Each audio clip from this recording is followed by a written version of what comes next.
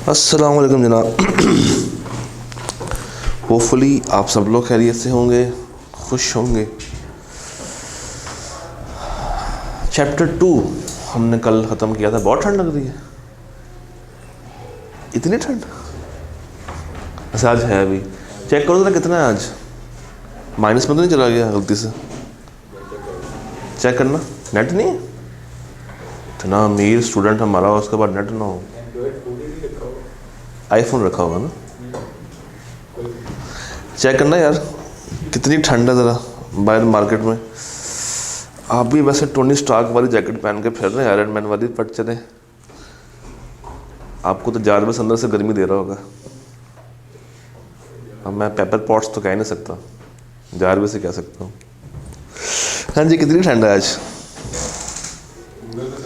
Recording वाले बच्चे कह रहे होंगे सर हमें क्या लगे ठंड से, हम तो बस रज़ाई की ओढ़ में बैठे हुए हैं, कंबल में घुसे हुए हैं और आराम सुकून के साथ चाय पीते हुए। 6 और ये 6 कब तक रहेगा? 9 तो बज गए। 7, 8 और 9, यानी कि हम ऑन एवरेज 7 पे खड़े हैं इस वक्त। अच्छा, कोई सवाल चैप्टर 2 से, ओनरशिप से कोई सवाल? जी मरजान भाई। नो सर मैंने पढ़ा ही नहीं जाके। कोई सवाल नहीं है। आपका नाम? आप बैच 5 के तो नहीं हो?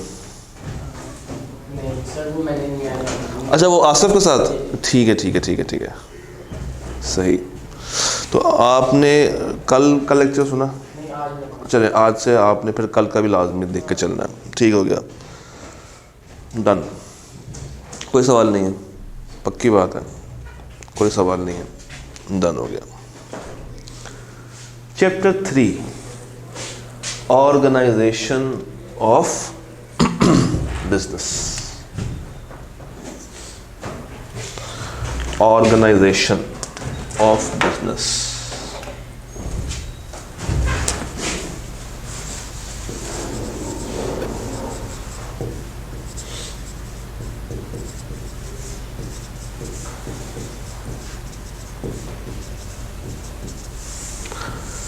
मुझे ये बताइएगा, इसमें 2 वर्ड्स हैं, एक है ऑर्गेनाइजेशन और एक है बिजनेस। बिजनेस किसे कहेंगे? इस वर्ड का क्या मतलब होगा? What is business? कारोबार। यानी कि आप कह लें any act to earn profit. ये क्या कहलाता है आपका? बिजनेस। जिसकी नीयत में ही मुनाफा कमाना हो। मुनाफा ना भी कमाया जाए, लॉस हो जाए, बट एटलीस्ट उसने जो काम किया है दैट इज़ कॉल्ड बिजनेस। और हम लोगों ने कल ये बात की थी कि बिजनेस हमारे 3 तरह के पाए जाते हैं। नंबर 1 सोल ट्रेडर, पार्टनरशिप,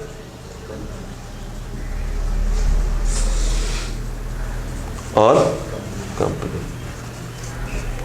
तो चैप्टर 2 बेसिकली, अगर मैं लिंकिंग पे उतरूँ तो चैप्टर 2 ने आपको क्या सिखाया? चैप्टर 2 ने आपको सिखाया कि बिजनेस कितनी तरह के होते हैं with respect to ownership.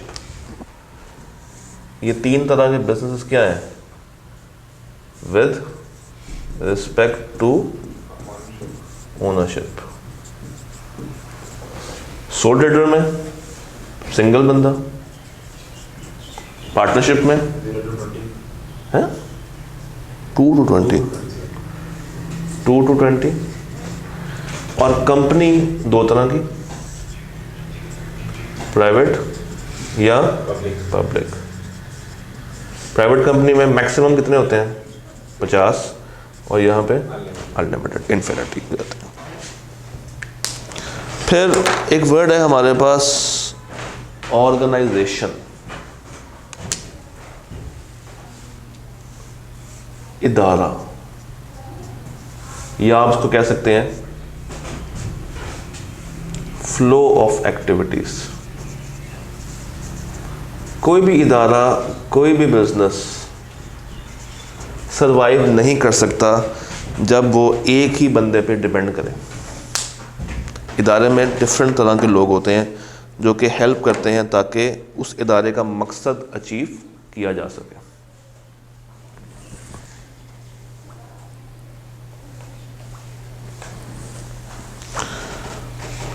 Hello,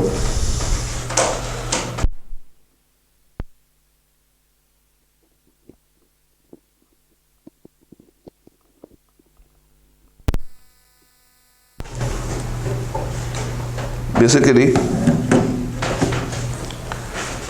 what is organization? जिसमें ग्रुप ऑफ पर्सन्स मिलते हैं, जिसमें ग्रुप ऑफ पर्सन्स मिलते हैं और कोई एक्टिविटी, कोई टास्क, कोई प्रोजेक्ट परफॉर्म करते हैं। और ये एक बंदा परफॉर्म नहीं कर सकता, एक से ज़्यादा बंदे होने चाहिए, चाहे वो किसी भी कैपेसिटी में हो, चाहे वो सोल ट्रेडर क्यों ना हो, इसके पास भी कुछ ना कुछ एम्प्लॉयज़ तो होंगे। एक दुकान एक अकेला बंदा नहीं चला सकता, चाहे छोटी से छोटी दुकान क्यों ना हो। उसको चलाने के लिए भी कम से कम हमें कितने बंदे चाहिए? 2 तो चाहिए ना, एक मालिक और एक उसका मुलाजिम। इसी तरह यहाँ पे पार्टनरशिप में कोई पार्टनर स्किल लेकर आएगा, कोई पार्टनर एक्सपीरियंस लेकर आएगा, कोई पैसा लेकर आएगा, कोई एसेट्स लेकर आएगा, कोई अपना नाम लेकर आएगा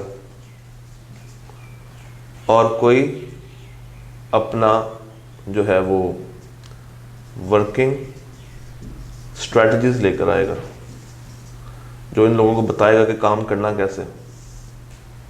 पार्टनरशिप भी इसी तरीके से चलती है। इवन ये हमारी क्लास भी एक प्राइम एग्जांपल है ऑफ एन ऑर्गेनाइजेशन। इस क्लास में क्या हो रहा है? मैं पढ़ा रहा हूँ, कैमरामैन भाई रिकॉर्ड कर रहे हैं, 2 लोग मिलकर काम कर रहे हैं। इसका फ़ायदा आपको तो पहुँच ही रहा है, जो सामने बैठी ऑडियंस नहीं भी है, जो कैमरे के उस पार है, उन तक भी ये बात जा रही है। दुल्ला भाई, इसका चार्जर मिल जाएगा टाइप सी? मेरे रूम में पड़ा हुआ, ड्रॉ में है। अच्छा, तो organization is flow of activities जिससे हम चीज़ों को अचीव करते हैं, कोई टास्क अचीव करते हैं। क्रिकेट मैच में क्या होता है? एक पूरी टीम होती है 11 बंदों की। अगर हम उस टीम में सारे के सारे बैट्समैन भर्ती कर लें तो क्या होगा? हमारे पास कोई बॉलर नहीं होगा, हम मैच शुरू होने से पहले हार जाएंगे। 11 के 11 बैट्समैन भी हो ना, ओवर तो कितने हैं? 50। जितना जिसको मौका मिलना उसने उतना ही ओवर ही खेलना है। और अगर सारे बॉलर भर लें तो भी नुकसान है, अनलेस के कोई बॉलर आमिर जमाल जैसा कोई हिट्टे शिट्टे मार के कोई 82 रन स्कोर कर ले, और फिर भी हम लोग खसारे में खड़े हैं उस वक्त। तो इस चैप्टर के अंदर हम बेसिकली डिफरेंट तरह के ऑर्गेनाइजेशनल स्ट्रक्चर की बात करेंगे। ये चैप्टर बेसिकली डील करता है स्ट्रक्चर ऑफ ऑर्गेनाइजेशन। दिखा देना यार, स्ट्रक्चर ऑफ ऑर्गेनाइजेशन कि एक इदारे में या एक बिजनेस में किन तरह के ऑर्गेनाइजेशनल स्ट्रक्चर्स पाए जाते हैं, इदारे कैसे कैसे काम करते हैं। इससे पहले आपने ये पढ़ लिया है कि सोल ट्रेडर क्या होता है, क्या फ़ायदे हैं, क्या नुकसान है पार्टनरशिप के, कंपनी बनाए ना बनाए, पार्टनरशिप बनाए ना बनाए, क्या फ़ायदा मिलेगा कंपनी बना के, लिमिटेड लायबिलिटी क्या होती है, सारी बातें हम लोग कल कवर कर चुके हैं। आज वी हैव अज्यूम्ड कि बिज़नेस खड़ा हो चुका है और अब हमने ये तय करना है कि कौन सा स्ट्रक्चर हमारे इस रेलेवेंट बिजनेस के लिए मुनासिब है। तो कहानी शुरू होती है इसकी डेफिनेशन से। What is an organizational structure? It is a formal arrangement within an organization that defines how activities and tasks will be performed. कौन सा टास्क किसको दे दिए, टास्क को कैसे कैसे डिवाइड कर दिया है। अब क्रिकेट मैच में क्या होता है, पहला ओवर किसने करना है, दूसरा ओवर किसने करना है, 10 ओवरों के बाद कौन आएगा, 20 ओवरों के बाद कौन आएगा, डेथ बॉलिंग कौन करेगा, बेसिकली जहाँ पे बंदे इकट्ठे हो जाएं और वो कोई काम करना शुरू कर दें, that is called an organizational, जिसमें उन्होंने अपने काम को फॉर्मली डिवाइड कर दिया है अपने हर टास्क को। ओपनर कौन है, 1 डाउन कौन है, 2 डाउन कौन है, मिडल में कौन खेलेगा, कीपर कौन है, and information would flow with in this structure. और उस स्ट्रक्चर में बात कम्युनिकेट कैसे होगी, कैसे हम एक का पैगाम दूसरे तक पहुंचाएंगे। तो बेसिकली आपने काम को डिवाइड कर दिया। उस काम को जब आपने डिवाइड कर दिया, इट मीन्स कि आपने कुछ रिस्पॉन्सिबिलिटीज अपने पास रखी हैं, कुछ आगे ट्रांसफर कर दी हैं। आपने टास्क असाइन कर दिए हैं कि तुम्हारा ये काम है, तुम्हारा ये काम है, तुम्हारा ये काम है। अब्दुल्ला भाई ये काम नहीं है, ये काम है। फिर आपने जॉब्स को यूनिट्स में तोड़ दिया, डिफरेंट चंक्स में तोड़ दिया। एक बड़े काम को जब भी करना होना तो उसको छोटे छोटे कामों में डिवाइड करते हैं। अब जैसे एक बड़ा काम है पीआरसी का क्रैश कोर्स, मजाक कर रहा हूँ, पीआरसी का क्रैश कोर्स, तो उसमें क्या होगा कि अगर मैं ये सोच के परेशान रहूँ कि यार मैंने पता नहीं पीआरसी का क्रैश कोर्स करवाना है, मेरे पास कोई 12-13 दिन है, कवर होगा नहीं होगा, कैसे होगा, कब होगा, मैंने क्या किया, मैंने उसका एक प्लान बना लिया कि मैंने डे 1 पे क्या कराना है, डे 2 पे क्या कराना है। उससे मैं तो ईजी हो ही गया। क्यों? मैंने अब एक हफ्ते का नहीं सोचना, 10 दिन का नहीं सोचना, मैंने स्टेप बाय स्टेप चलना है कि मैंने कल क्या करवाना है, मैंने परसों क्या करवाना है, मैंने उसके बाद क्या करवाना है। तो जब आप अपने पूरे काम को, पूरे जॉब को तोड़ लेते हैं इन यूनिट्स, आप उस काम को ज़रा बेहतर तरीके से परफॉर्म कर सकते हैं। इसलिए आपसे भी कहते हैं कि जब आप भी तैयारी करने के लिए बैठे ना, तो पहले प्लानिंग करें।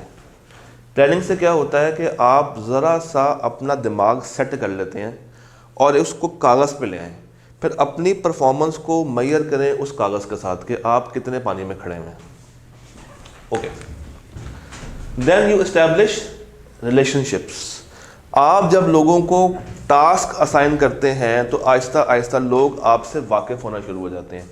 आप एक टीम बन के खेलना शुरू हो जाते हैं। उस टीम के अंदर you start to develop some relationships. आप दूसरों को समझने लगते हैं।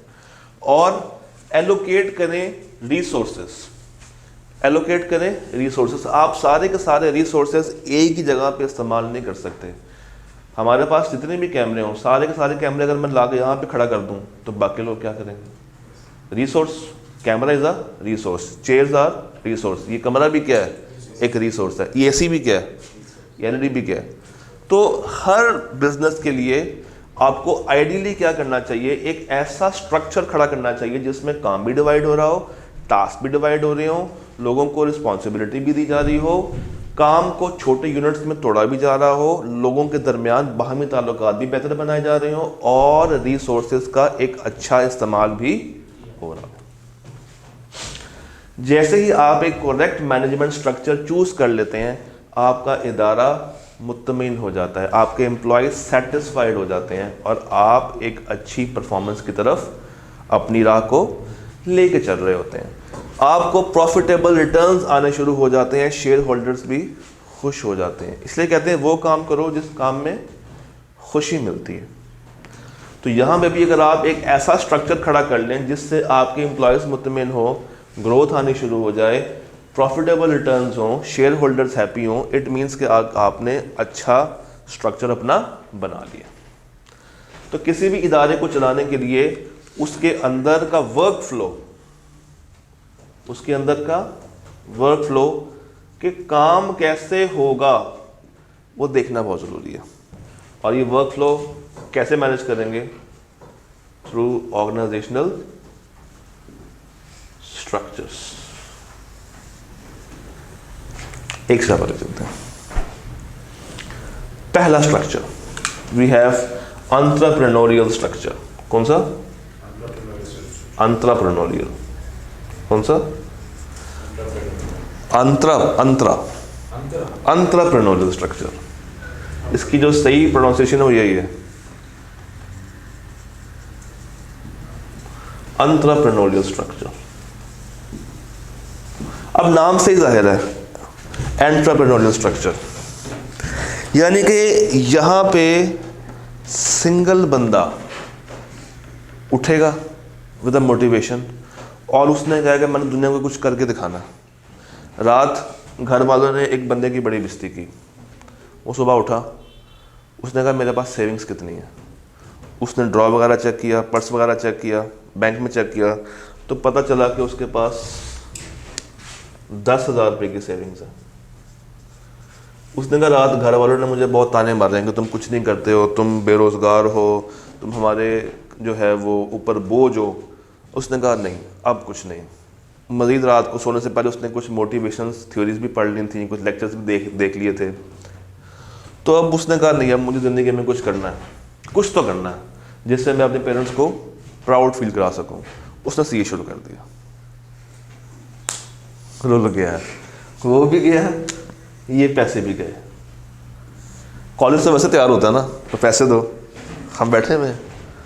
तो जितना वो रात को मोटिवेट हुआ था उतना ही सुबह उठ के डीमोटिवेट हो गया। नहीं, उसने सीए स्टार्ट नहीं किया, उसने एक चाय की दुकान खोली। उसने क्या खोली? शवारमा की दुकान लगा लेते हैं। उसने शवारमा का स्टॉल लगा लिया, शवारमा स्टॉल। 10,000 रुपये के अंदर लग जाता है मेरे ख्याल से शवारमा स्टॉल, एक इजीली लग जाता है। तो मुझे ये बताइए, ये शवारमा मैं यहाँ पे रखूँ, यहाँ पे रखूँ या यहाँ पे रखूँ? सॉल्टेड में रखूँ।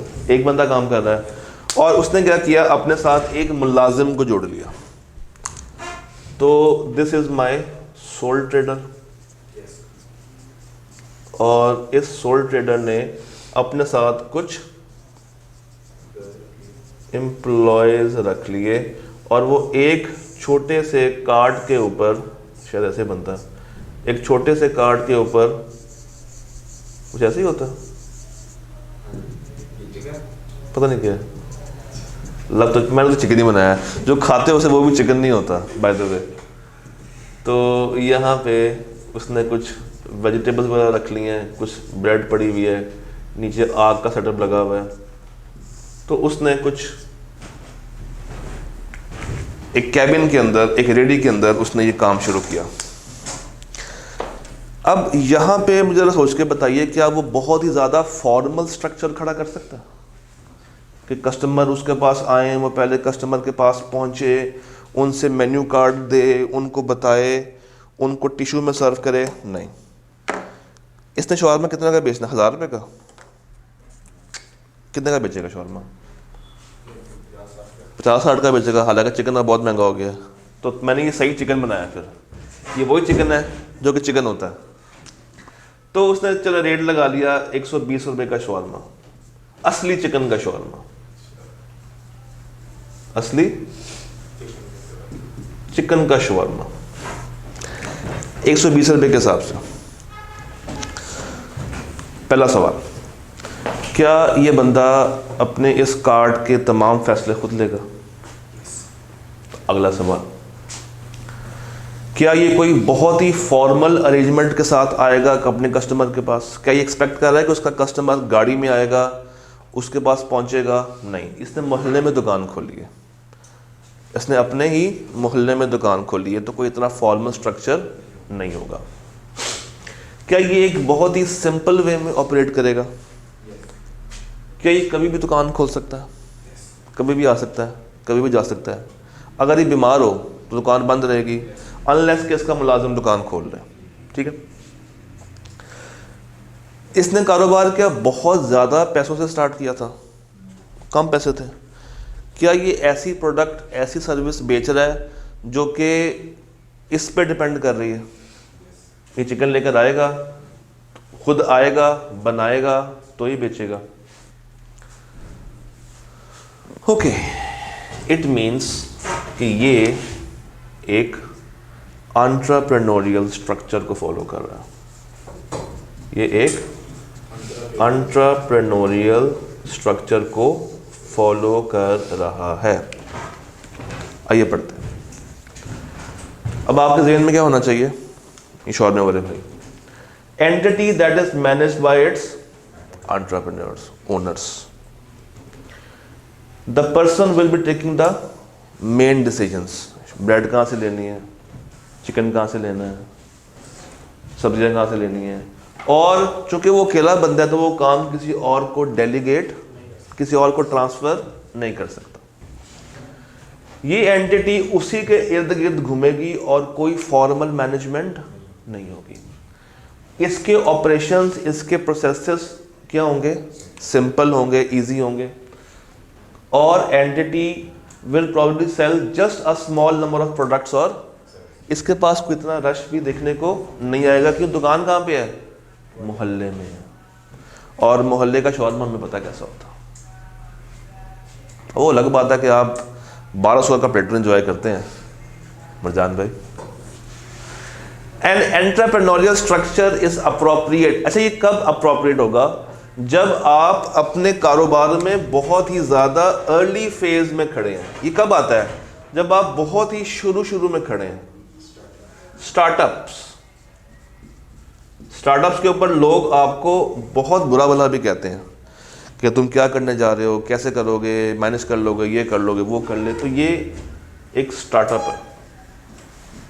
ये क्या है? और हमें पता है कि इसने जो प्रोडक्ट्स वगैरह बेचने वो भी एक लिमिट में होंगे, इतने ज़्यादा नहीं हो सकते।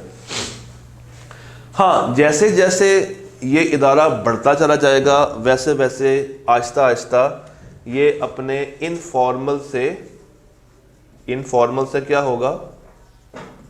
फॉर्मल स्ट्रक्चर में आना शुरू हो जाएगा। अपने इनफॉर्मल से फॉर्मल स्ट्रक्चर में आना शुरू हो जाएगा। अभी किताब बंद कर दो, किताब ना करो। कहानी समझ आ रही है? पहले कहानी सुन लो पूरी। दुकान बन गई हुई है, एक बंदा है और एक छोटा सा सेटअप लेके चल रहा है।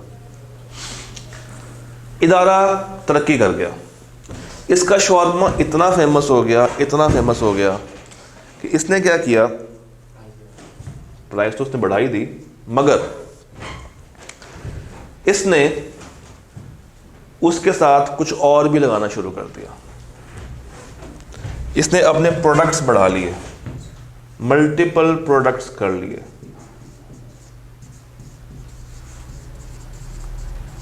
क्या रख सकता है वो इसके ऊपर? और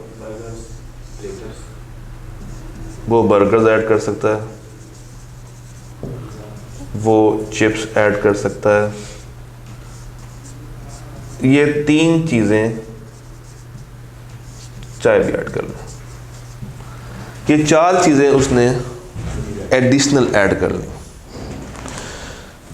क्या इन 4 चीज़ों को और उसके असली चिकन वाले शौरमे को संभालने के लिए आपको लगता है कि उसको मज़ीद कुछ लोग चाहिए होंगे? डेफिनेटली चाहिए होंगे। पहले तो वो खुद ही काम कर रहा था, उसके पास तो इतने पैसे भी नहीं थे कि वो ज़्यादा एम्प्लॉयज़ को हायर कर सके। मगर अब उसने क्या किया है? उसने बर्गर्स भी रख लिए हैं, चिप्स भी रख लिए, पिज़्ज़ा भी रख लिया और चाय भी रख ली है। मगर क्या ये सारा एक ही स्टॉल पे मैनेज किया जा सकता है? नहीं। इसका मतलब है कि इसको स्टॉल भी बढ़ाना पड़ेगा, इंक्रीज करना पड़ेगा। और वो जगह भी क्या थी? छोटी थी।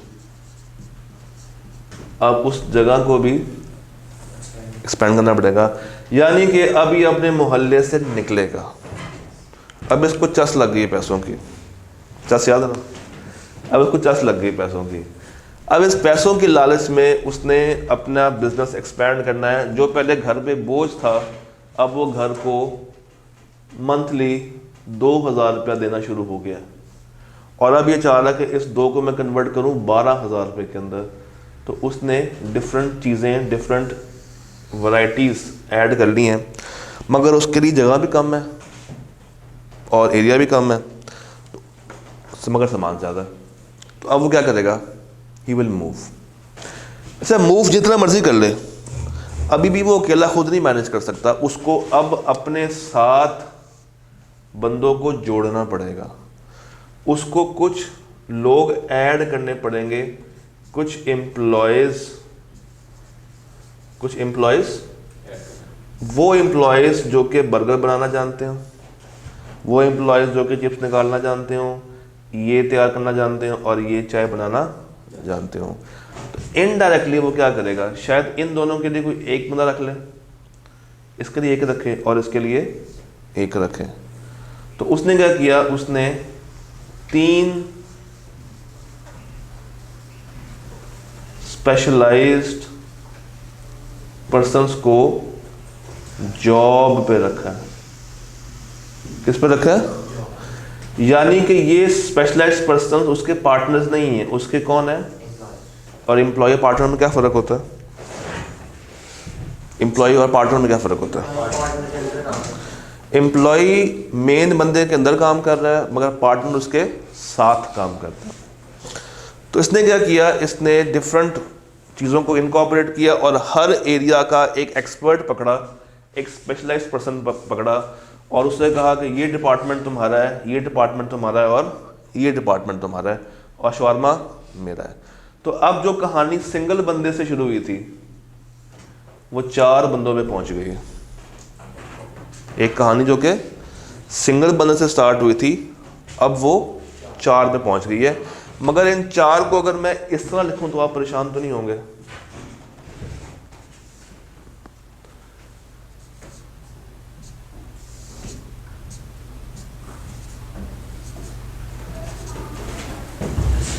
ये एक वो बंदा, इसके अंदर 1 2 और 3, ये चाय वाला, ये पिज़्ज़ा वाला, ये चिप्स बर्गर वाला और ये खुद कौन है? शवारमा वाला। इसको हम कहेंगे फंक्शनल स्ट्रक्चर। कौन सा स्ट्रक्चर? फंक्शनल। गौर करें ना, तो अब ये डिफरेंट फंक्शंस बन चुके हैं। ये फंक्शन एक अलग एक्टिविटी करेगा, इसकी अपनी परचेज होगी, अपनी सेल होगी, अपनी सप्लाई होगी, अपने कस्टमर्स होंगे। Same goes with and same goes with day and पे वो इन तीनों को बुला के पूछेगा तुम्हारा हिसाब, तुम्हारा हिसाब और तुम्हारा हिसाब। Responsibilities are divided between managers of different functions. ये जो 3 लोग उसने हायर किए ना, इन तीनों को एक अथॉरिटी दी जाएगी। क्या? कि आप अपने अंदर एम्प्लॉयज भी अपॉइंट कर सकते हैं। लेट्स से ये कहता है कि मुझे 3 लोग चाहिए अपने अंडर, ये कहता है कि मुझे, और इसने कहा कि मुझे भी 2 लोग ही दे दो, और इसने भी अपने अंडर 2 एम्प्लॉय रखे हुए हैं। ये तो एम्प्लॉय है ही है, मगर ये ज़रा सीनियर लेवल के एम्प्लॉयज़ हैं जो कि उस रेलिवेंट डिपार्टमेंट के हेड हैं, मैनेजर्स हैं। ओवरऑल ये लेगा, अपने अपने डिपार्टमेंट का ये लेगा, रेलिवेंट डिपार्टमेंट का रेलिवेंट हेड, मगर overall A, sorry 1। Each function has its own management structure and its own, इसका अपना स्टाफ, इसका अपना स्टाफ, इसका अपना स्टाफ। बेसिकली होगा क्या, ये पहले थी एक रेडी, इसने इसी के आसपास एक और खड़ी कर दी, एक यहाँ पे खड़ी हो गई, एक यहाँ पे खड़ी होगी। आप अभी गए हैं बरकत मार्केट? गए? जाके देखिएगा, वहाँ पे हर दुकान में ये काम होगा। जहाँ पे भी आपको एक से ज़्यादा वैरायटी मिले, डेफिनेटली वहाँ पे डिफरेंट तरह के लोग मिल के काम कर रहे होंगे। यहाँ भी तो यही हो रहा है, 1 2 3 4 मिले हैं, जुड़े हैं, और उन्होंने क्या स्टार्ट कर दिया है? किस स्ट्रक्चर के तहत? फंक्शनल स्ट्रक्चर के तहत। यहाँ तक क्लियर है? ये बंदा जिसने कहानी को शुरू किया था, मैं कहता हूँ कि ये कौन है? बोर्ड ऑफ, और उसके अंडर प्रोडक्शन वाले भी काम कर रहे हैं, मार्केटिंग भी काम कर रही है, अकाउंट्स भी काम कर रहे हैं और HR भी काम कर रहा है। यही मिसाल डालते हैं कॉलेज के ऊपर। एक कॉलेज को अगर आपने डिवाइड करना हो डिफरेंट फंक्शंस में, कैसे डिवाइड करेंगे CA के कॉलेज को? सोचें, एक CA का कॉलेज आपने डिफरेंट फंक्शंस में तोड़ना है, फंक्शंस में तोड़ना है। Functions is basically the products जो कि वो कॉलेज बेच रहा है। PRC अलग हो जाएगा, CAF का अलग हो जाएगा, CFAP का अलग हो जाएगा, MSA का अलग हो जाएगा। फिर PRC का एक अपना HOD होगा, उस अपने HOD के अंदर इसी तरह CAF का अपना होगा, CFAP का अपना होगा और MSA का अपना, और उसके अंडर अपने अपने स्टाफ मेंबर्स अपॉइंट हुए होंगे। डन? याद है? क्लियर है? अब आ जाए डिविजनल स्ट्रक्चर पे। किस पे? डिविजनल स्ट्रक्चर पे।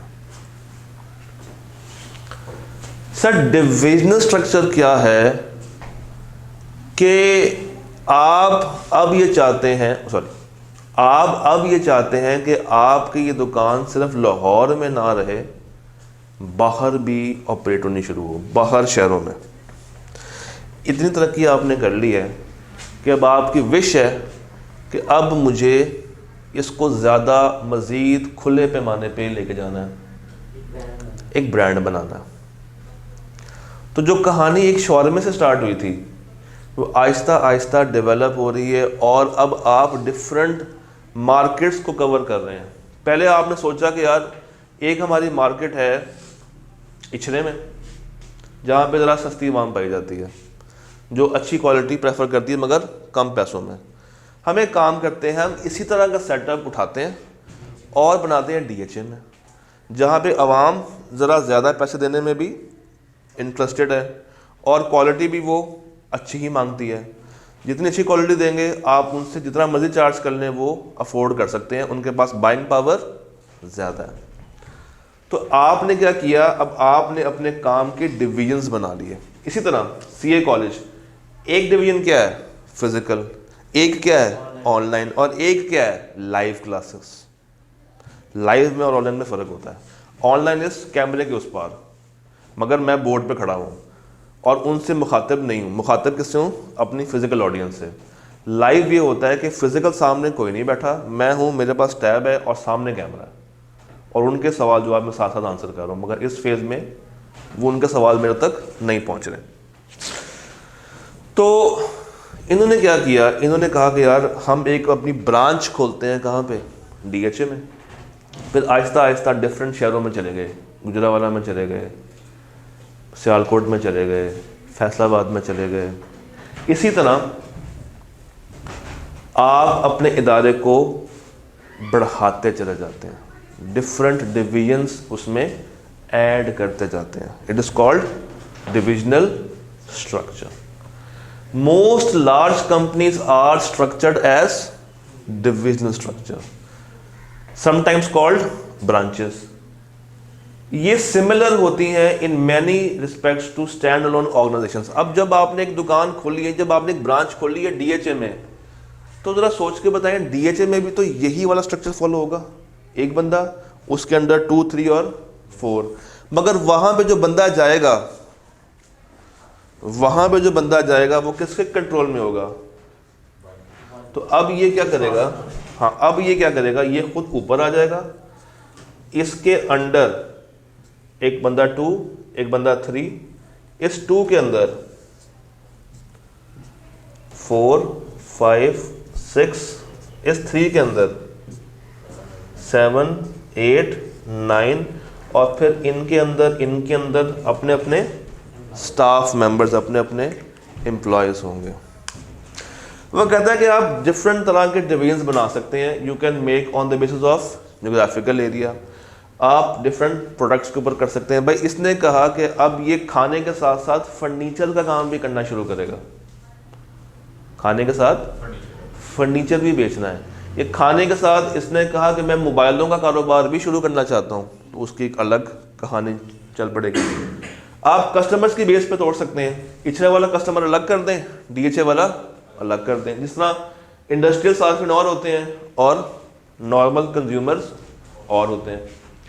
Different processes. बैंक्स, अब बैंक के अंदर भी डिफरेंट डिवीजन्स बनी होती हैं। लीज वाले अलग, सेविंग वाले अलग, करंट वाले अलग, फिर कार फाइनेंसिंग अलग, जनरल बैंकिंग अलग और लैंडिंग अलग। तो ये देखें, इदारा का ओनर, उसके अंडर 2 डिवीजन्स, एक लाहौर में और एक कराची में।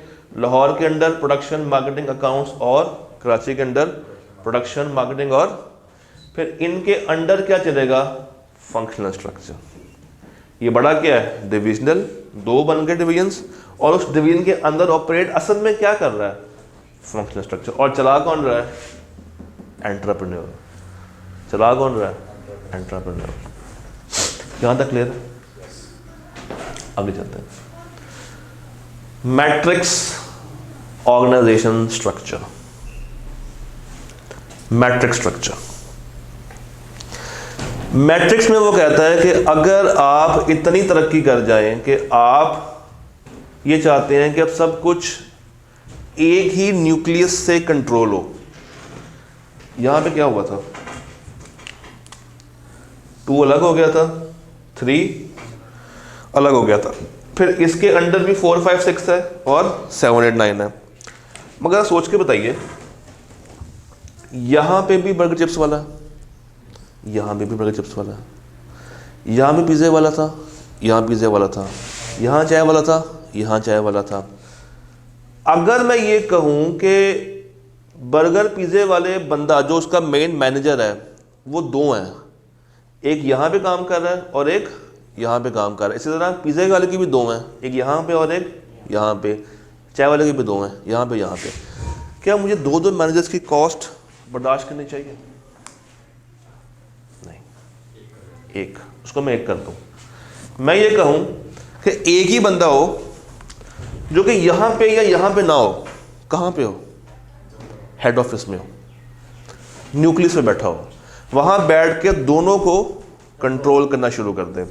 तो अगर ये बंदा यहाँ से पकड़ लिया, ये बंदा यहाँ से पकड़ लिया और ये बंदा यहाँ से पकड़ लिया, इसको फारिग कर दिया, इसको फारिग कर दिया और इसको फारिग कर दिया, और इनको उठा के मैं ऊपर ले आऊँ, अपने साथ बिठा दूँ कि भाई मैं ओनर हूँ। मैं कौन हूँ? मैं ओनर हूँ। अब मैं शवारमे नहीं बनाऊंगा, शवारमे का HOD अलग कर दिया, पिज़्ज़ा बर्गर का अलग कर दिया, चिप्स का अलग कर दिया, चाय का अलग कर दिया। और अब तुम लोगों ने डिवीजन्स पे नहीं जाना, हेड ऑफिस में बैठ के चीज़ों को कंट्रोल करना है। अदरवाइज क्या हो रहा था कि हर डिवीजन का अपना अपना मैनेजर था और उसकी कॉस्ट हमें पड़ रही थी, उसकी कॉस्ट हमें पड़ रही थी। तो अब ज़रा गौर करें, लाहौर डिवीजन, कराची डिवीजन, यहाँ भी मार्केटिंग है, यहाँ भी मार्केटिंग है, यहाँ भी प्रोडक्शन है, यहाँ भी प्रोडक्शन है, यहाँ भी अकाउंट्स है, यहाँ भी अकाउंट्स है। 1 2 3 1 2 3, 2 तरह के काम, सॉरी 2 लोग एक ही तरह के काम कर रहे हैं। तो क्यों ना मैं इसमें से कोई 3 ऐसे बंदे पकड़ लूँ कंपैरिजन करके, जो कि ज़्यादा काबिलियत रखते हैं, जो कि मेरे विजन को समझते हैं और मेरी कंपनी को आगे लेके जा सकते हैं। तो अब मैं क्या करूँगा, मैंने प्रोडक्शन, फाइनेंस, मार्केटिंग और HR का एक एक बंदा उठाया और अपने साथ कहाँ पे बिठा दिया? हेड ऑफिस में। और नीचे मेरी डिवीजन्स चल रही हैं। मैंने मिस्टर A को पकड़ा प्रोडक्शन से, B को पकड़ा फाइनेंस से, C को पकड़ा, D को पकड़ा, 4 बंदे आ गए मेरे पास, खुद मैं यहाँ बैठा हूँ और यहाँ पे मेरी डिवीजन्स चल रही हैं, लाहौर, कराची और अब मिस्टर A के अंडर X भी काम कर रहा है, Y भी काम कर रहा है और Z भी काम कर रहा है। इसी तरह B के अंडर, C के अंडर, और अब इसका नुकसान भी उसका फ़ायदा भी है। रिस्पॉन्सिबिलिटीज डिवाइड होगी इनटू 2 टाइप्स ऑफ मैनेजर। अब यहाँ पे मैनेजर्स 2 तरह के हैं। कौन कौन से ज़रा बता सकते हैं?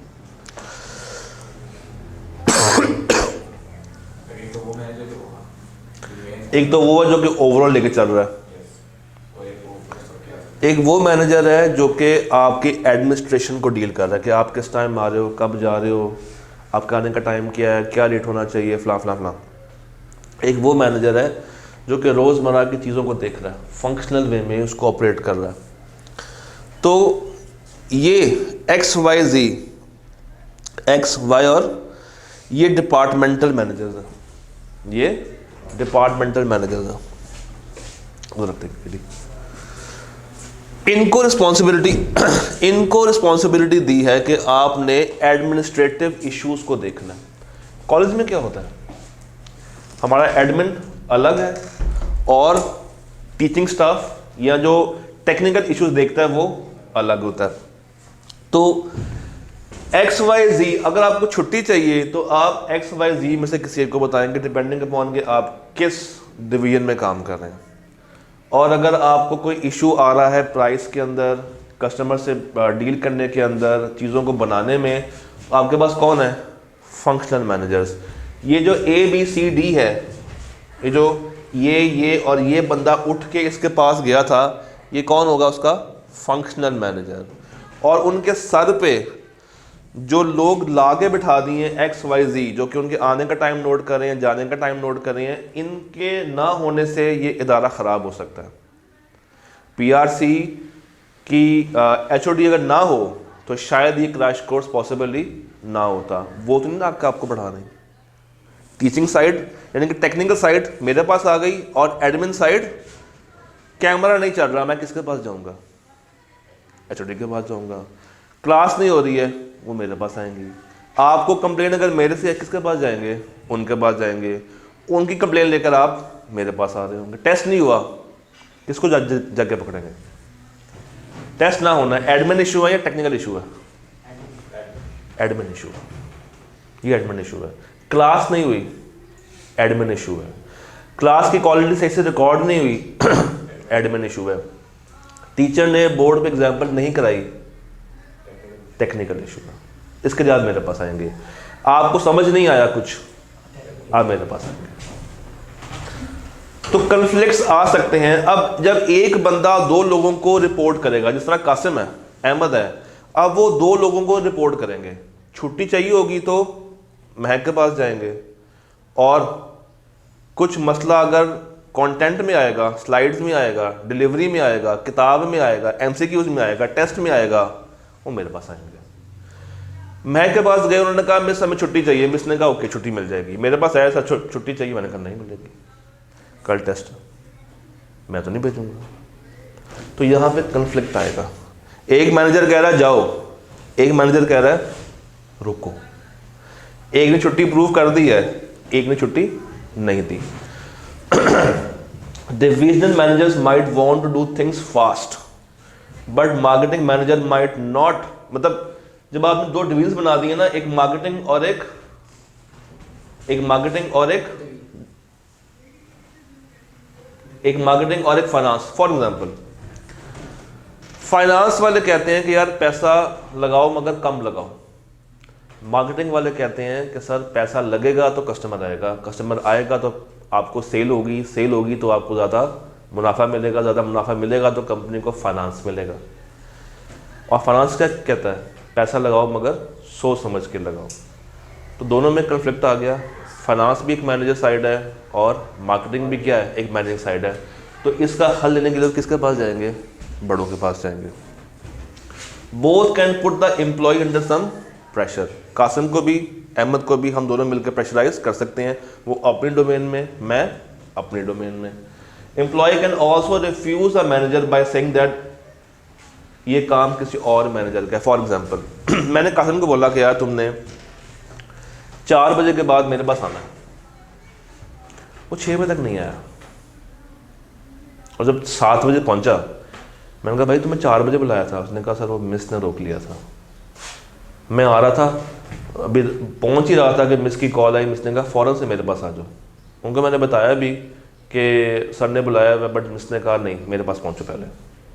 इसका मतलब क्या है कि मेरा एम्प्लॉई हम दोनों को आपस में फड्डा करवा सकता है, आपस में कन्फ्लिक्ट क्रिएट करवा सकता है। किसी का ब्लेम दूसरे पे, पहले वाले का ब्लेम तीसरे पे डाल सकता है। With matrix structure authority and command is permanent. और ये कहाँ पे इस्तेमाल होते हैं? जब आपने डिफरेंट प्रोजेक्ट्स खड़े करने होते हैं। PRC क्या है? एक डिफरेंट प्रोजेक्ट है कैफ से। कैफ एक डिफरेंट डोमेन है PRC से। C5 एक बिल्कुल ही अलग दुनिया। तो इसमें क्या करना चाहिए? इसमें दोनों मैनेजर्स को और एम्प्लॉयज को इनकरेज करना चाहिए कि आपने बोलना है, क्योंकि जितना आप बोलेंगे उतनी ज़्यादा आपकी प्रॉब्लम्स रिजॉल्व होती हैं। और आपने एम्फसाइज करना है कि भाई काम होना चाहिए, काम होना चाहिए। लेम एक्सक्यूजेस डिफेंडिंग नहीं करनी। यू हैव टू इंश्योर कि the job is being getting done. यहां तक क्लियर हो गया? ठीक है, ये 2 बातें करते हैं और फिर ब्रेक करते हैं। एक कॉन्सेप्ट आता है जॉब स्पेशलाइजेशन। ये क्या है? Division of labour. ये भाई दिन में 6 क्लासेस रिकॉर्ड करते हैं और महीने में 25 दिन काम करते हैं, तो महीने में कितनी क्लासेस रिकॉर्ड कर लेंगे? 25 को 6 से मल्टीप्लाई करते हैं, 150 क्लासेस। साल में कितनी कर लेंगे? 600 क्लासेस। 600 क्लासेस कर लेंगे। जब इन्होंने साल में 600 क्लासेस रिकॉर्ड कर ली हैं, इनसे कैमरे का कुछ भी पूछ लें इनको पता होगा। क्यों? इन्होंने कैमरे की ऑपरेटिंग में स्पेशलाइजेशन अचीव कर ली है। ये कब होती है? जब आप डिवीजन ऑफ लेबर करते हैं, जब आप सारा काम एक ही बंदे पर नहीं थोपते, डिफरेंट काम डिफरेंट बंदों के हवाले करते हैं। मेरे पास अगर एक ही टीए हो जो कि PRC 5 भी देख रहा है, कैफ 4 भी देख रहा है, कैफ 7 भी देख रहा है, कैफ 8 भी देख रहा है, तो वो कभी भी चारों में से किसी में स्पेशलाइजेशन हासिल नहीं कर पाएगा। जब मैं उसको कहूँगा कि तुमने सिर्फ कैफ 4 देखना है, तो उसका फोकस कहाँ पे होगा? सिर्फ कैफ 4 में, और वो उसमें बच्चों के आंसर्स भी अच्छे वे में कर रहा होगा। उसके दिमाग में PRC 5 का और कैफ 8 का कोई प्रेशर नहीं होगा। It is the degree to which activities or tasks are broken down and divided into jobs. इससे क्या मिलती है आपको? High specialization. और जितनी ज़्यादा हाई स्पेशलाइजेशन होगी, उतना ज़्यादा चांसेस ऑफ एरर क्या होंगे? कम होंगे, और उतनी ज़्यादा मेरी प्रोडक्टिविटी इंक्रीज होगी। मैं कहलाऊंगा उस काम के अंदर मास्टर। मास्टर बोले तो उस्ताद, उस्ताद जी। और जितनी लो होगी, मेरे प्रॉफिट्स नहीं आएंगे, मुझे लॉस होना शुरू हो जाएगा, कस्टमर मेरे पास नहीं आएगा, बच्चे मेरे से घबराएंगे। क्यों? सर का टीए सही जवाब नहीं देता, तो मेरे पास आना आहिस्ता आहिस्ता बंद कर देंगे। तो जब आप करते हैं जॉब स्पेशलाइजेशन, तो आपका बेसिकली टारगेट क्या होता है कि आपने एक बंदे को एक एरिया में इतना एक्सपर्ट कर देना है कि उसका एरिया उसी का बन के रह जाए और वो उस एरिया का मास्टर कहलाना शुरू हो जाए। देन डिपार्टमेंटलाइजेशन, जिस तरह हमने अभी बनाया, आपने देखा होगा डिफरेंट डिपार्टमेंट स्टोर्स में क्या होता है? क्रॉकरी का सेटअप अलग होता है, और क्या होता है? कॉस्मेटिक्स, ग्रॉसरी अलग होती है, कपड़े अलग होते हैं। तो व्हाट इज डिपार्टमेंटलाइजेशन? इसमें आप एक ही छत के नीचे डिफरेंट जॉब्स को जोड़ देते हैं, मगर वो सेपरेट भी हुई होती हैं, क्योंकि हर डिपार्टमेंट का एक अपना क्या होगा? मैनेजर होगा। वो टास्क सेम परफॉर्म कर रहे हैं। हर डिपार्टमेंट सेल परचेज कर रहा है, मगर अपने अपने तरीके से, अपने अपने मैनेजर के बनाए हुए रूल्स के तहत। अगर हम इसको क्रिएट करते हैं, डिपार्टमेंटलाइजेशन क्रिएट करते हैं, तो क्या होता है? आप सिर्फ उसी डिपार्टमेंट के होकर रह जाते हैं, अनलेस के आपको रोटेशन ना की जाए। फर्म्स में क्या होता है? ऑडिट डिपार्टमेंट अलग है, टैक्स डिपार्टमेंट अलग है, ERP अलग है, कंसल्टेंसी अलग है, एडवाइजरी अलग है। जो बच्चा जिस डिपार्टमेंट में चला गया, उसने उसी डिपार्टमेंट में अगले 4 साल काम करना है। जितना ज़्यादा वो उस डिपार्टमेंट में काम करता रहेगा, मैं मानता हूं कि उसको अचीव हो जाएगी, बट वो थक भी जाएगा, उकता जाएगा कि यार एक ही काम, ये भाई 600 का रिकॉर्डिंग्स भी कर रहे हैं ना, एक टाइम पे आके इनकी बस हो जाएगी कि नहीं यार मुझे कोई और काम भी करना चाहिए। इसमें मैंने जो हासिल करना था मैंने हासिल कर लिया है, let me try something else also. However, if there is loose departmentalization requires the teams have more freedom to interact. अगर डिपार्टमेंट्स हों मगर रूल्स इतने खास ना हो, तो आप किसी बंदे को किसी डिपार्टमेंट में भेज दें, वो बंदा यहाँ पे ले आए, जॉब रोटेशन हो सकती है, जिससे मोनोटनी ख़त्म हो जाती है। फिर अगर आपको लग रहा है कि आपका स्ट्रक्चर सही से परफॉर्म नहीं कर रहा, आउटडेटेड हो गया, तो आप उसको रीस्ट्रक्चर भी कर सकते हैं। फंक्शनल को डिविजनल बना दें, डिविजनल को मैट्रिक्स बना दें, इवन मैट्रिक्स को वापस डिविजनल बना दें, कुछ भी कर सकते हैं। डन। ब्रेक करते हैं यहाँ पे। चैप्टर के आखिरी लम्हात, सेशन 2 चैप्टर 3।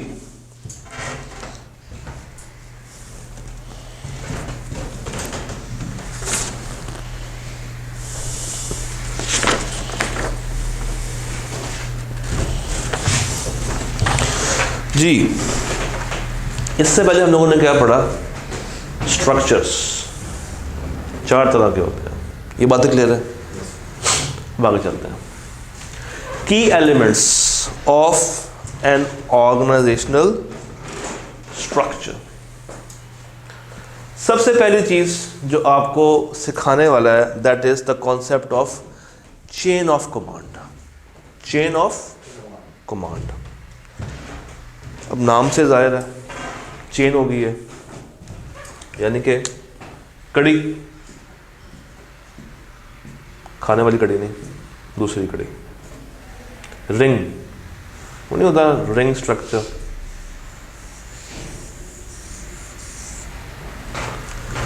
चेन किस चीज की? कमांड की। कमांड कहते हैं, कमांड बोले तो हुक्म देना। कमांड इज हुक्म देना। तो मुझे बताइए क्या छोटे बड़ों को हुक्म देते हैं या बड़े छोटों को हुक्म देते हैं? बड़े छोटों को। और नॉर्मली फ्लो मूव करता है टॉप से बॉटम की तरफ।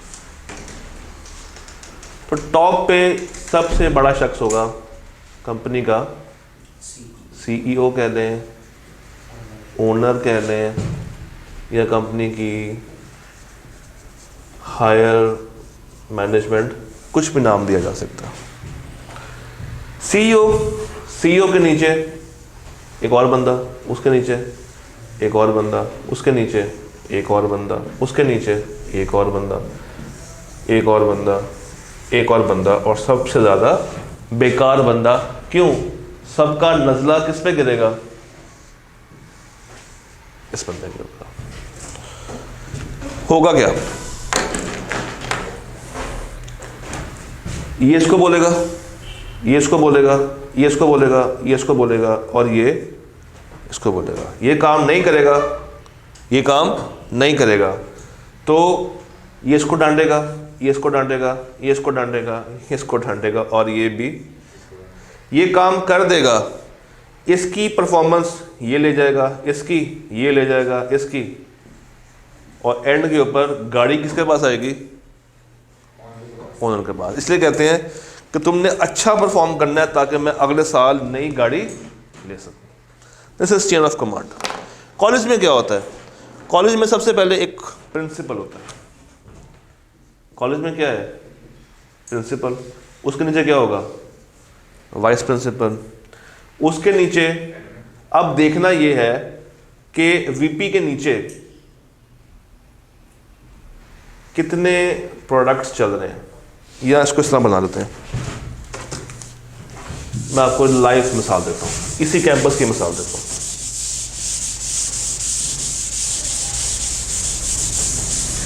Let's make a chain of command of SBI college.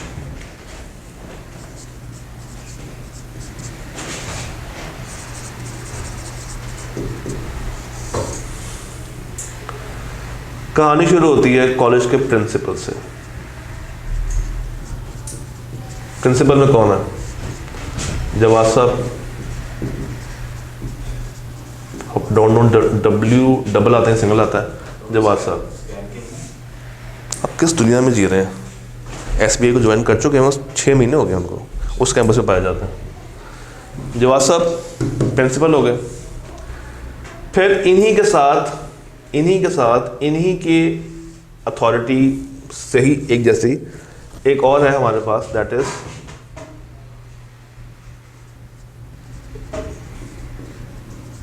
Education director Atif Abdi. ठीक, इसके अंडर इनके under we have vice principal Kaif, VP Kaif. अच्छा, पीआरसी का कोई वीपी है हमारे पास? नहीं है। नहीं, वो तो एचओडी है ना। चलो उनको मैं वीपी में काउंट कर लूँगा। Vice principal Kaif that is Ali Imran, और यहाँ पे इनके अंडर हमारे पास 2 वीपीज हैं, वीपी पीआरसी और वीपी सीफैप। VPPRC में काउंट कर लेते हैं मिस महक को, और यहाँ पे काउंट कर लेते हैं OW को। अच्छा, ये हो गया। अब इनके नीचे क्या है? इनके नीचे एडमिन स्टाफ,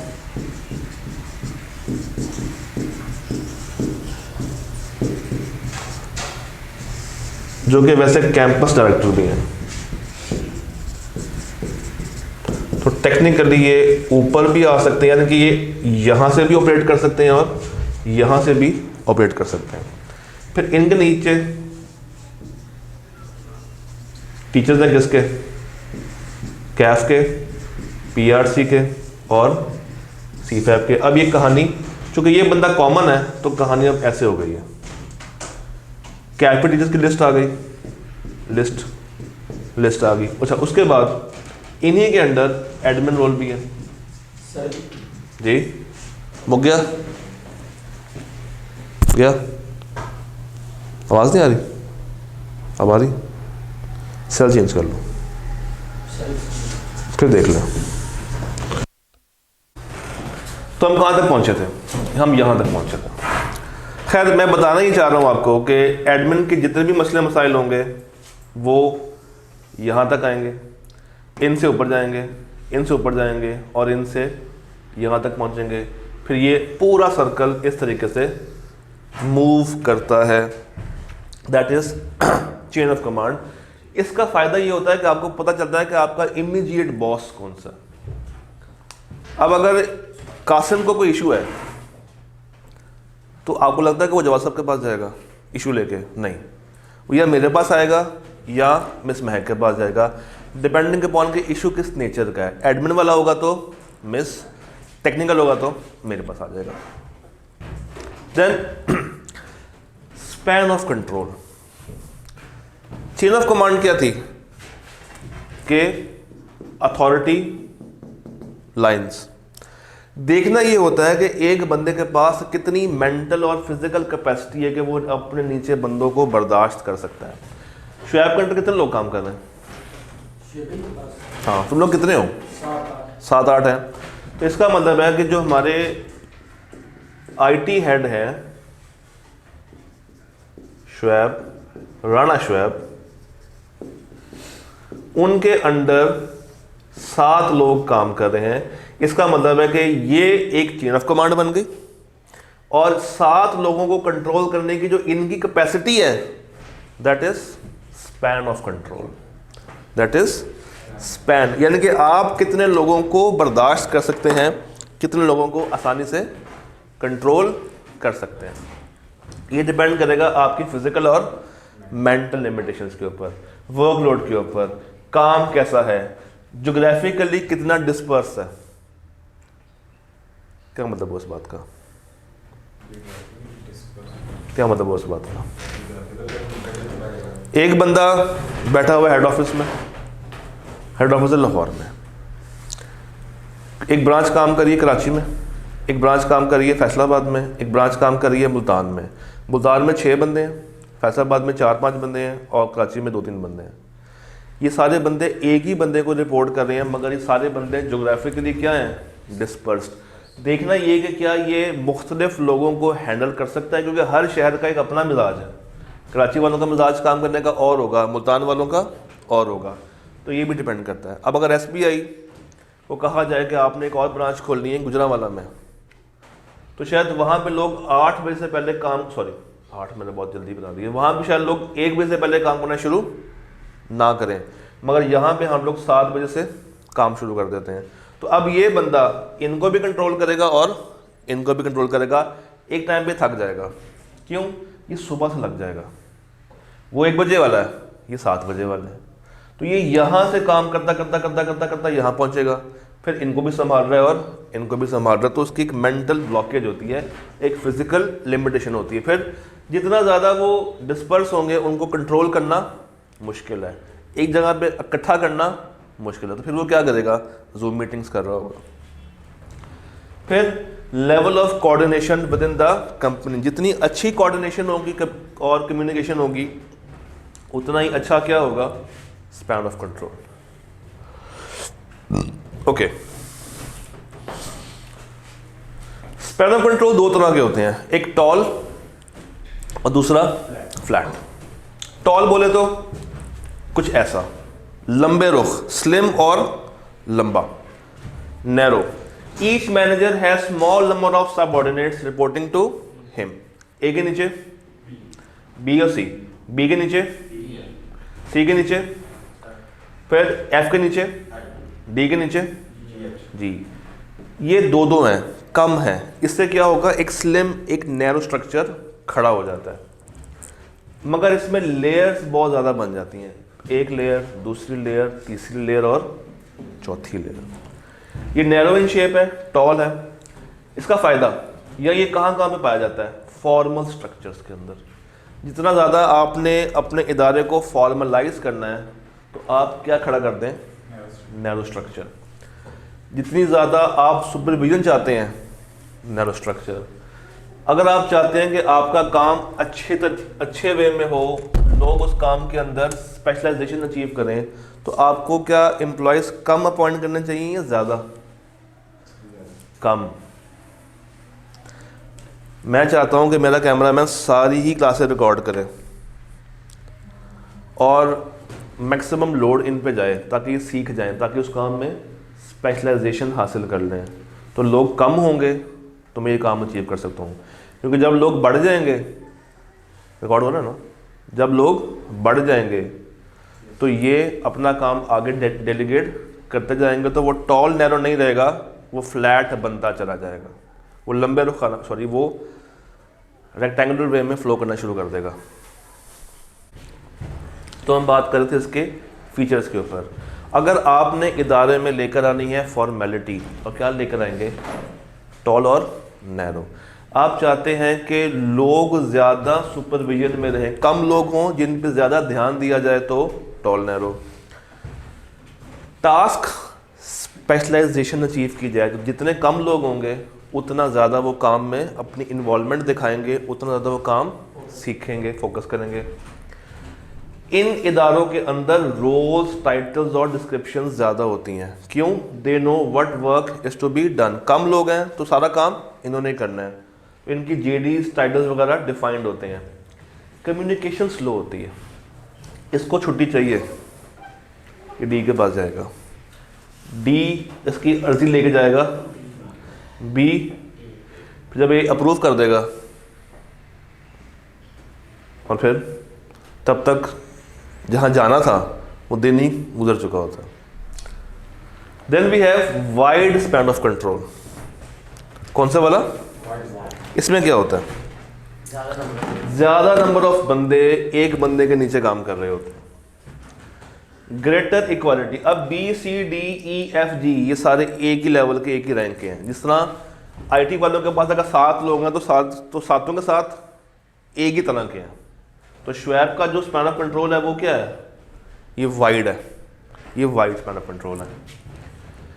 टीम वर्क होता है, कोऑपरेशन होती है। इनको एकदम से जाना पड़ गया वॉशरूम, इन्होंने फौरन से फ़ोन मिलाया, एक और भाई आ गया, ये वॉशरूम से होके आ गए, फिर वो चला गया। तो एक टीम वर्क है। यहाँ पे टीम वर्क कम है, क्यों? बंदे कम है। क्रिकेट टीम स्पैन कौन सा होगा? Wide. Delegation of responsibility flexible है, क्विक कम्युनिकेशन यहाँ पे हो जाती है as compare to tall narrow.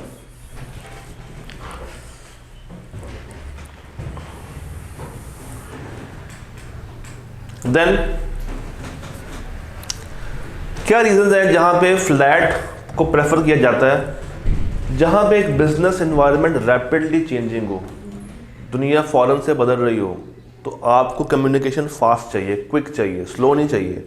तो आप क्या यूज़ करेंगे? Flat structure. जहां पे आपको कॉस्ट कट करनी हो, फ्लैट स्ट्रक्चर। बताएं क्यों? कॉस्ट कट करनी हो तो फ्लैट करेंगे या टॉल करेंगे?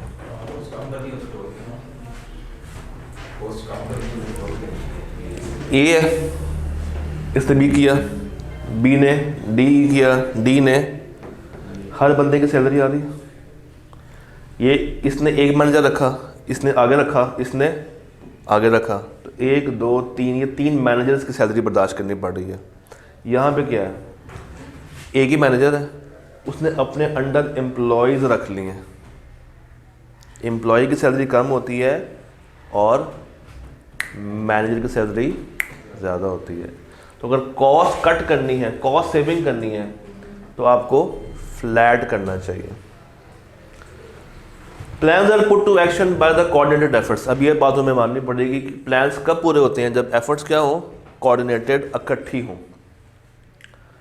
इसमें देखा क्या जाता है, नेचर ऑफ रिलेशनशिप, कि इदारे में लोग कितनी फ्रैंकनेस के साथ काम कर रहे हैं। जितना अच्छा इदारा होगा उतने अच्छे ही उसमें लोग पाए जाएंगे, उतने ही अच्छे ही इसमें हेल्दी रिलेशनशिप्स डेवलप हो रहे होंगे, लेग पुलिंग नहीं होगी।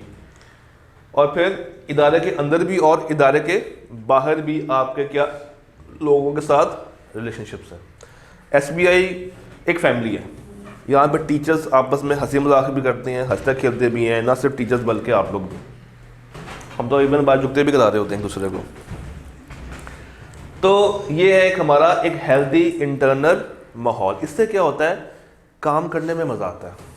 आप आवाज़ार नहीं होते कि यार फिर से उन्हीं की शक्लों को जाकर देखना पड़ेगा, फिर से वही लोग हैं। आपका काम पे आने को दिल चाहता है। जितनी ज़्यादा क्लोजनेस होगी उतना ज़्यादा ही आप काम में इन्वॉल्व होते हैं। आप एक दूसरे की गलतियाँ तलाश कर लेते हैं, नाराज़ भी हो जाते हैं। Then nature of external relationships, जो बाहर हमारे लिए बाहर का कौन है, आप लोग। आप आज हमारे पास हैं, कल किसी और के पास होंगे, तो आपका कोई भरोसा हमें नहीं। तो इनके साथ भी हमें ताल्लुकात अच्छे बनाने पड़ेंगे। और वो कब, जब हमारे अपने इंटरनल मामलात क्या होंगे, अच्छे होंगे। फिर सेंट्रलाइज्ड इदारा करें या डिसेंट्रलाइज्ड करें। सेंट्रलाइज्ड इसके एक हेड ऑफिस है और वही सारी की सारी इंपॉर्टेंट डिसीजन मेकिंग्स कर रहा है। और डिसेंट्रलाइज्ड क्या है कि उसने ये इख्तियार अपनी अपनी ब्रांचेस को, अपने अपने डिपार्टमेंट्स को दे दिया है कि मेरे से कुछ नहीं पूछना, जो करना है तुम लोगों ने करना है। क्रिकेट टीम का कैप्टन सेंट्रलाइज्ड है या डिसेंट्रलाइज्ड? सेंट्रलाइज्ड। और अगर कैप्टन ना हो तो डिसेंट्रलाइज्ड हो जाएगा। एडवांटेजेस क्या है सेंट्रलाइज्ड का? कोऑर्डिनेटेड एफर्ट्स, कॉस्ट सेविंग और इंपॉर्टेंट डिसीजंस सेंट्रली होते हैं, क्विक होते हैं, ज़्यादा लोगों से मशवरा नहीं किया जाता। और इसके फ़ायदे क्या हैं? लोकल मैनेजर्स को ज़्यादा नॉलेज होती है, उनको ज़्यादा पता होता है कि जनाब क्या काम कैसे करना है। तो उनको अगर आप इख्तियार देते हैं तो वो अपने उस डोमेन में रहते हुए अच्छा परफॉर्म कर सकते हैं। फिर जब आपने इख्तियार दे दिया, जब आपने अथॉरिटी को डेवल्यूट कर दिया, नीचे फेंक दिया, उनको मिलेगी motivation. They will start performing well. यार अब मुझे इख्तियार दिया गया तो अब मैंने कुछ इदारे को करके दिखाना है। Decisions can be taken more quickly at local level, मगर चैलेंज है, मुख्तलिफ सर आ जाएंगे, मुख्तलिफ दिमाग बीच में घुस जाएंगे, तो कन्फ्यूजन और एक फस क्रिएट भी हो सकता है। तो in a large and complex organization, senior management at head office is already engaged in extensive decision making, therefore it's good to share load with branches. आप ये कह सकते हैं कि आप इनका एक मिक्सचर कर लें कि ओवरऑल प्राइस क्या होगी, क्वालिटी क्या होगी, ये हम लोग तय करेंगे, हेड ऑफिस तय करेगा। आप लोग अपने ब्रांच वाइज देख लो आने जाने का टाइम क्या होगा, एम्प्लॉयज़ का ड्रेस कोड क्या होगा, उसके बाद डिस्काउंट्स अगर आप लोग इंटरनली ऑफर करना चाहते हो वो क्या होंगे। तो कुछ आप ऊपर कर लो और कुछ आप नीचे कर लो, ताकि एक बैलेंस बरकरार रहे। सारा का सारा ये भी ख़राब है और सारा का सारा ये भी ख़राब है, तो एक बैलेंस आपने उसको मेंटेन करके चलना है। एक्सटर्नल रिलेशनशिप्स दो तरह के होते हैं, एक आउटसोर्सिंग और एक वर्चुअल। आउटसोर्सिंग क्या होती है? अपनी कोर एक्टिविटीज से हट के अगर आप चाहते हो कि मैं कुछ और काम करूं, अपनी कोर को छोड़ के आपके पास ऑर्डर आता है कि भाई मुझे कुर्सियां बना के दो। अब मेरा काम कुर्सियां बनाना तो नहीं है, मैंने एक सप्लायर पकड़ा, उससे कहा कि यार मुझे ऑर्डर मिला हुआ है कुर्सियों का, लेट से उस बंदे ने कहा था कि 10 कुर्सियाँ बना दें 700 रुपये के हिसाब से। मैंने बंदा पकड़ा, उसने कहा सर 10 बना दूंगा 300 रुपये के हिसाब से। ऑर्डर उसको दे दिया, 300 रुपये की कॉस्ट लग गई, 700 मिला, पैसे दे दिए, कितना बच गया 400 मल्टीप्लाई बाय 10 कितना हो गया 4000, वो मेरी जेब में आ गया। This is outsourcing. आपने कुछ नहीं किया, आपकी एफर्ट आपकी स्किल नहीं लगी, आपने बस क्या किया, अपना काम उठा के दूसरे पे डाल दिया और उसको डायरेक्ट डिलीवर करा दिया। इसका फ़ायदा क्या है, आप अपनी कोर एक्टिविटीज़ को कैरी ऑन करके, यहाँ खड़ा हो ना पढ़ा रहा हूँ, बैकएंड पे काम भी हो रहा है, वो मेरी कोर एक्टिविटी नहीं है मगर ये है, तो अपना जो फोकस है वो अपनी उस एक्टिविटी पे मेरा बरकरार है और प्रॉफिट भी अलग से मैं कमा रहा हूँ। आउटसोर्स जो आप काम करते हैं उसके अंदर लगती है आपकी एक स्किल जो कि आपके पास नहीं होती है, तो उस बंदे को काम दिया जाए जिसके पास वो स्पेशलाइज्ड स्किल मौजूद है। और एंटिटी आउटसोर्स करती है काम उन इदारों को जो कि उसमें कोर कॉम्पिटेंस रखते हैं। नुकसान क्या है, मैं उस चीज़ की क्वालिटी जज नहीं कर सकता, मैं नहीं कर सकता, वो चीज़ मेरे हाथ से जा चुकी है। कंप्लेन कस्टमर उसको करेगा या मुझे करेगा, मुझे करेगा, तो मेरा कंट्रोल लूज हो गया।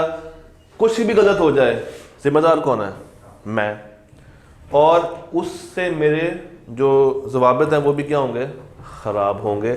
दिस इज़ आउटसोर्सिंग, कि मैं अपना काम किसी और के ऊपर डाल दूं। And then last is virtual organizations. ये कौन सी होती हैं, सुना होगा वर्चुअल यूनिवर्सिटी, सुना, क्या होते हैं वर्चुअल, जो नज़र नहीं आते हैं। CMADZ कोई बिल्डिंग नहीं है मगर एक कॉलेज है, एक ऑनलाइन CA कॉलेज है जो कि हम ही चला रहे हैं मगर एग्जिस्ट कर रहा है, हवा में है, इसकी कोई फिजिकल प्रेजेंस नहीं है। तो वर्चुअल ऑर्गेनाइजेशन से क्या मुराद है कि आप क्लाउड पे काम करें। इससे हरगिज़ मुराद ये नहीं कि आप बिल्कुल ही साइडलाइन कर दें फिजिकल को, छोटा सा एक सेंटर बना के रख लें, एक हेड ऑफिस टाइप स्मॉल सा, इसमें 4-5 लोग काम कर रहे हों ताकि एक छोटी सी फिजिकल प्रेजेंस हो मगर इतना बड़ा कॉलेज ना हो। इनकी कोई फिजिकल एग्जिस्टेंस नहीं होती है, कोई हेड ऑफिस नहीं होता, बट एक बना भी सकते हैं, एक by name. It might not have any, क्यों, क्योंकि ये इदारा खुद ब खुद चलता है, ये चलता है स्किल्स के साथ। टीचर्स आएंगे, पढ़ाएंगे, चले जाएंगे। एक कमरा है, कमरे में एक लैपटॉप पड़ा हुआ है, एक कैमरा पड़ा हुआ है, टीचर आया, उसने कुछ पढ़ाया, पढ़ा के चला गया। This is what, this is virtual organization. बच्चा घर बैठ के काम कर रहा है, उस तक टीचर चल के नहीं आया। इसमें क्या लगेगा, IT और उसकी कम्युनिकेशन। ये वाली ऑर्गेनाइजेशंस कब चलेंगी, जब इनका ब्रांड बन जाएगा। ये ब्रांडेड होती हैं, ये लोकल लेवल पे जब तक इनका नाम मशहूर नहीं होगा लोग इन पे ट्रस्ट नहीं करते हैं। दराज एक वर्चुअल, मैं यहाँ बैठ के डाल रहा हूँ सामान अपना, आप डाल रहे हो, क्या मैं सामान उनके हेड ऑफिस छोड़ आया हूँ, नहीं, मेरे पास ही पड़ा हुआ ना।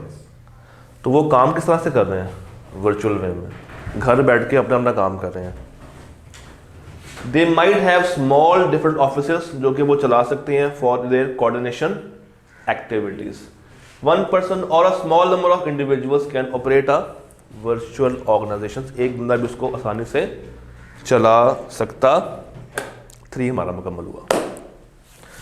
3 का कल टेस्ट हो जाएगा, 2 का आज है। तो आपने अब ये तो हो गया मगर 2 साथ करना है। 12 से 1 अहमद से पूछ लो, ये अहमद का डोमेन है, मेरी नहीं है, उससे बात करो टेस्ट की क्या हिसाब किताब है। मैंने उसको बना के दे दिए, मैं कंडक्ट उसने करना। ठीक है जी, अल्लाह दे वाले।